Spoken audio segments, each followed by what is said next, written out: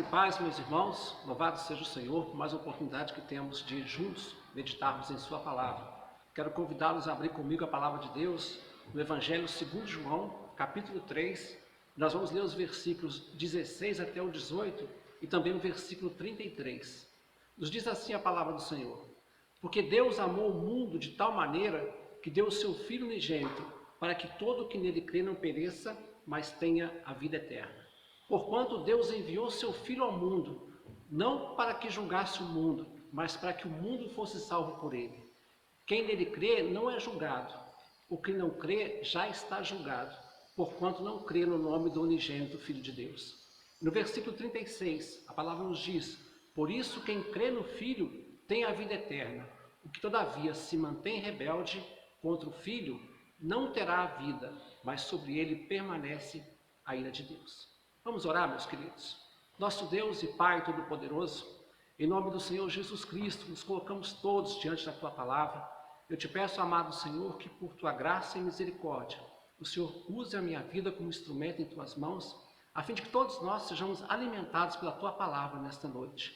Fala nosso coração, bendito Pai, em nome de Jesus Cristo, nós nos colocamos à disposição do Senhor e te pedimos ouvidos de ouvir e corações dispostos a obedecer tudo o que o Senhor nos disser aqui nesta noite, em nome do Senhor Jesus. Amém.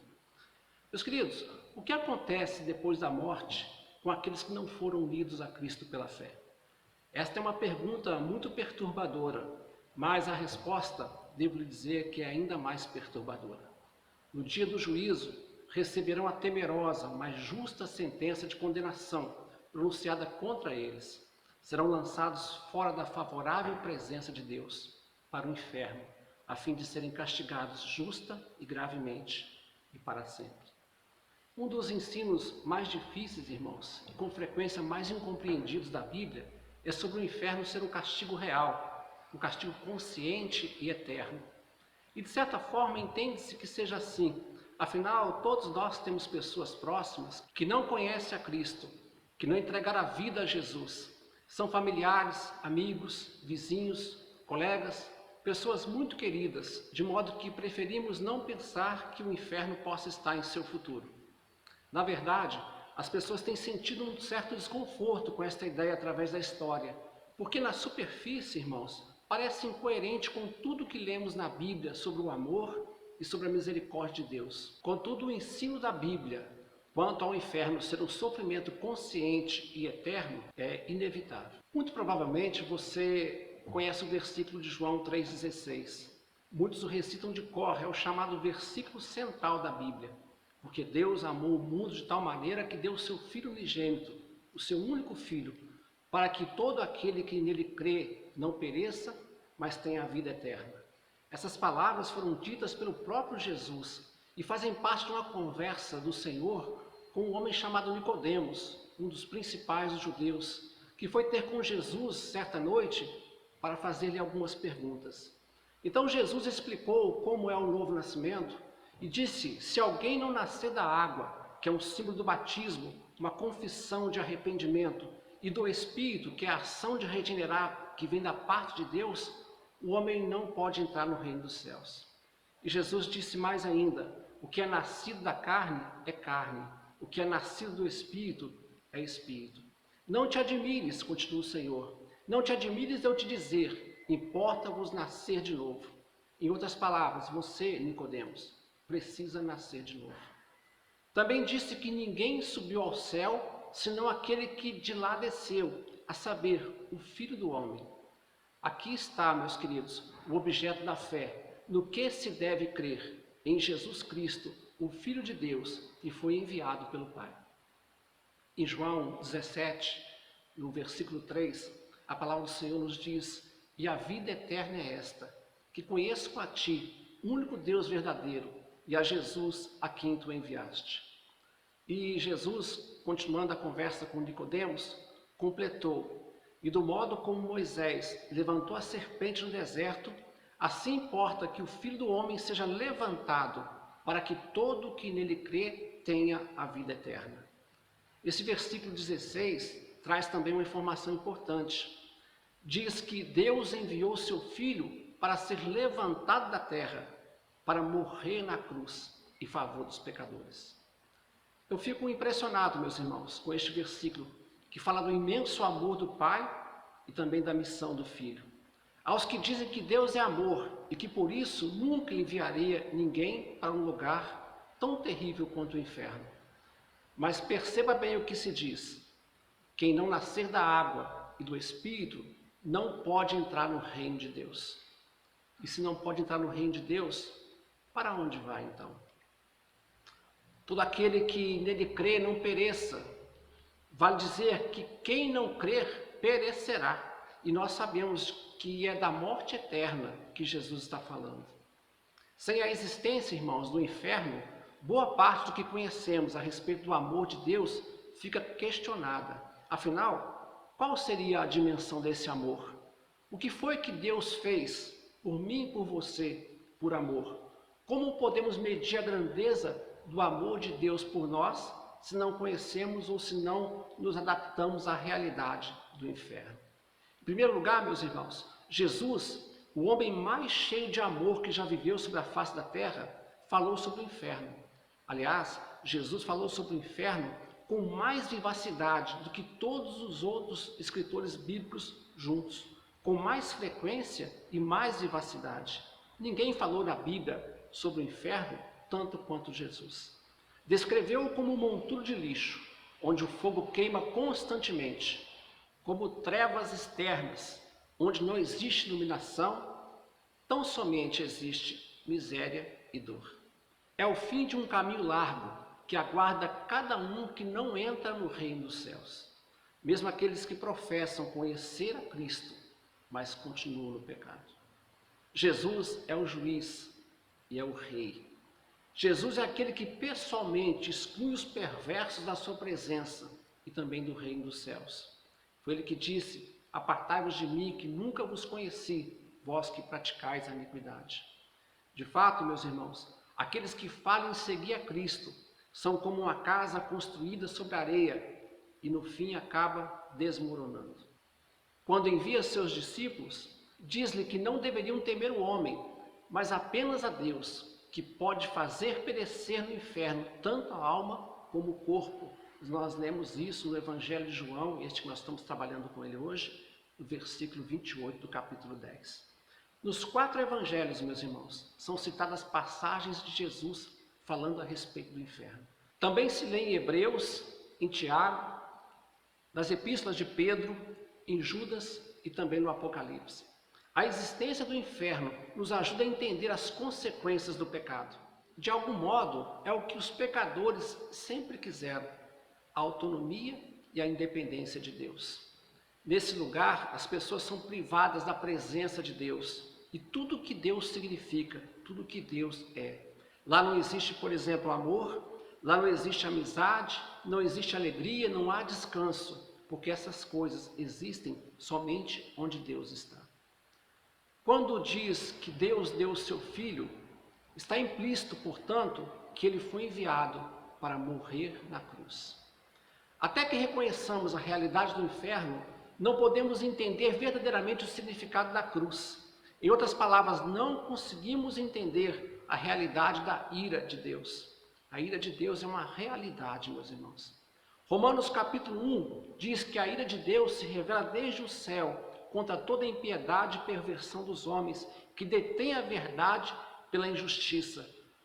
Ou seja, eu não quero a verdade, o meu coração deseja o pecado, o meu coração deseja a injustiça. Sobre esses que amam o pecado, permanece, portanto, a ira de Deus. Deus derramou a sua ira em Jesus Cristo. Todo aquele castigo, toda aquela dor, a humilhação, a vergonha, a agonia de Cristo na cruz é o reflexo do derramar da ira de Deus sobre o pecado. A ira de Deus é oposição a tudo o que tenta destruir o que ele ama. A ira de Deus flui do seu amor, portanto, flui do seu zelo pela criação. Os homens, quando iram, geralmente o fazem por vingança, mas a ira de Deus flui da sua justiça. Deus se ira, por exemplo, contra a avareza, Deus se ira contra o adultério, a pornografia, o egoísmo, a injustiça e o mal. Deus se ira com essas coisas. porque essas coisas são destrutivas. Deus não tolera qualquer coisa ou pessoa que seja responsável por destruir a criação e as pessoas que Ele ama. Mas o grande amor de Deus providenciou um modo justo e misericordioso de nos salvar. E no versículo 17, esse amor é explicado. Diz assim: porquanto Deus enviou seu Filho ao mundo, não para que julgasse o mundo, mas para que o mundo fosse salvo por ele. Essa conjunção aí, porquanto, introduz um segmento que basicamente denota uma justificação ou uma explicação para o que foi dito anteriormente. Esse foi o motivo, essa foi a missão do Filho de Deus: salvar o mundo. Jesus veio para salvar o mundo. Ao derramar a sua ira sobre o seu Filho, Deus retirou a condenação de sobre os que creem, salvando-os do inferno. Deus fez isso, amou dessa forma, salvou desse jeito, por meio da cruz de Cristo. Então está consumado. Deus anunciou que traria a salvação e a realizou na cruz. Agora vem uma grande questão, meus irmãos. Versículo 18, que diz assim: quem nele crê não é julgado. O que não crê já está julgado, porquanto não crê no nome do unigênito de Deus. Esse versículo, meus irmãos, significa mais do que a simples aceitação intelectual das afirmações do Evangelho. Inclui confiança, inclui comprometimento com Cristo como Senhor de nossas vidas, como nosso Salvador, e que resulta no recebimento de uma nova natureza, produz mudança no nosso coração, que leva à obediência ao Senhor. Requer, portanto, comprometimento sincero e total da vida como discípulo de Jesus. Esse nome aí, dito, revela mais do que um simples nome, mas ao dizer o nome de Jesus, quem não crê no seu nome, significa que não crê em tudo que ele é, em tudo que ele representa. Existe uma diferença, irmãos, entre um sentimento amável e um ato de amor. Muitos podem pensar assim: Deus não me deixaria ir para o inferno. Esquecem que ele já fez o que pode realmente livrar alguém do inferno.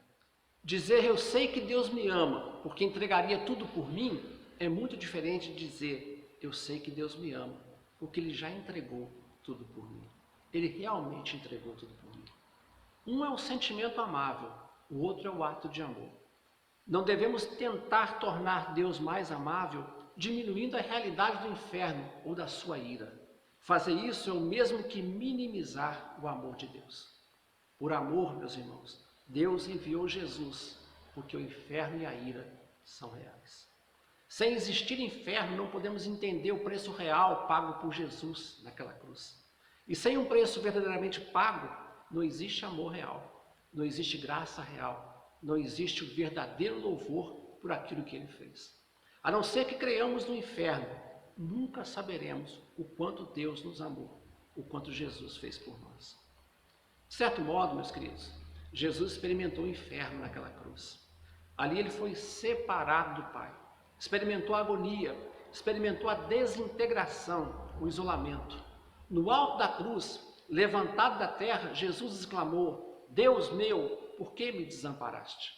Naquele momento, Jesus tomou sobre si a dor, tomou sobre si a angústia e a solidão que nós merecemos. A verdadeira pergunta não é como Deus amoroso permite que exista o inferno, mas por que Deus experimentaria o inferno por mim? E foi isso que ele fez. A palavra fundamental aqui é crer que Jesus é o Filho de Deus, que veio para salvar o mundo por meio do seu sacrifício na cruz. Jesus veio fazer por nós o que nenhum de nós poderia fazer. O novo nascimento, portanto, é apropriado por um ato de fé, um ato de crer nessa verdade gloriosa.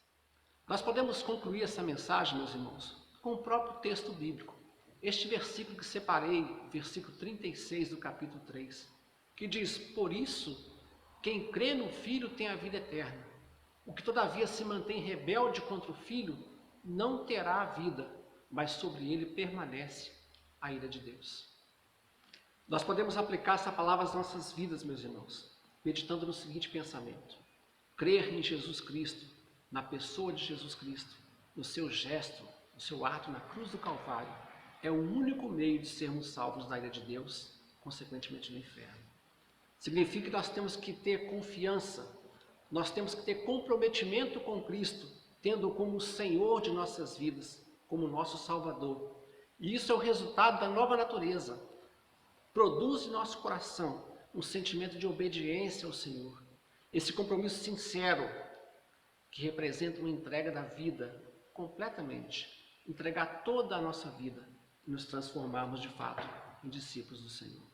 Ainda que sejamos culpados de desobedecer a Deus, muitas vezes fazemos isso, para nossa tristeza, ainda que sejamos inclinados para o mal, Deus, sem nenhum merecimento nosso, imputa-nos a perfeita justiça de Cristo, quando nos arrependemos dos nossos pecados e quando cremos no Senhor. Portanto, a mensagem é essa: arrependa-se dos seus pecados. Creiam em Jesus Cristo. É uma decisão urgente. É uma questão de vida ou de morte. Nós vimos nesta noite, meus irmãos, a necessidade da fé no Filho de Deus, na pessoa de Jesus Cristo, no seu ato na cruz, em favor de nossas vidas. A fé no sacrifício de Jesus Cristo produz em nós um novo nascimento. Também vimos o contraste que há entre Deus, o reino de Deus, e o inferno.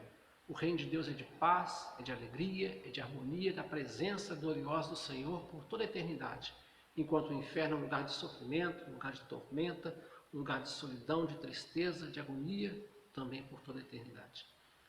Nós entendemos também o amor de Deus, e que impressionante que é esse amor, ao ponto de enviar Jesus Cristo e punir em Jesus Cristo os nossos pecados, a fim de nos salvar e nos garantir a vida eterna. Aprendemos também a diferença que há entre um sentimento amável e um ato de amor. Um é achar que Deus vai fazer tudo de bom, porque Deus é amor, mas Deus é justiça, Deus se ira, Deus se incomoda com o pecado, e o seu ato de amor foi derramar sobre Jesus a sua ira, a fim de salvar aqueles que ele escolheu.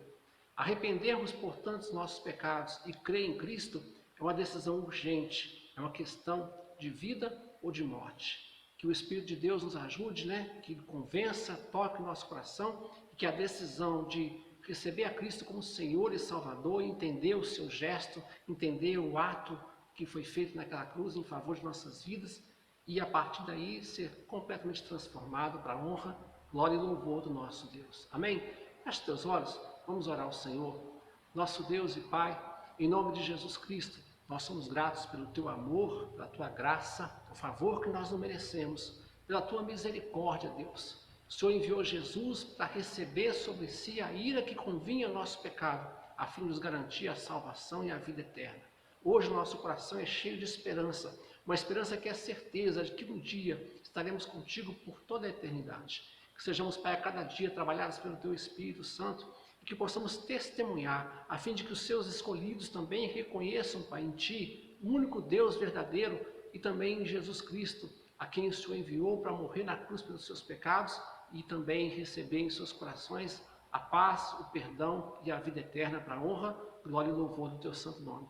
Assim nós oramos, bendito Deus, no nome santo de Jesus. Amém. Que o grande amor de Deus, a graça e a paz de nosso Senhor e Salvador Jesus Cristo, a comunhão e as doces consolações do Espírito Santo sejam com todos. Meus irmãos, não esqueçam de dar o like na mensagem. Se você não se inscreveu ainda, se inscreva no nosso canal. Compartilhe também a mensagem, para que a mensagem do Evangelho chegue também a outras pessoas, a fim de que conheçam a Deus, também creiam e sejam salvos, e que o nome do nosso Deus seja glorificado. Espero que em breve nós possamos nos encontrar novamente, estarmos juntos glorificando e exaltando o nome do nosso Deus. Deus abençoe, meus irmãos. Até a próxima oportunidade.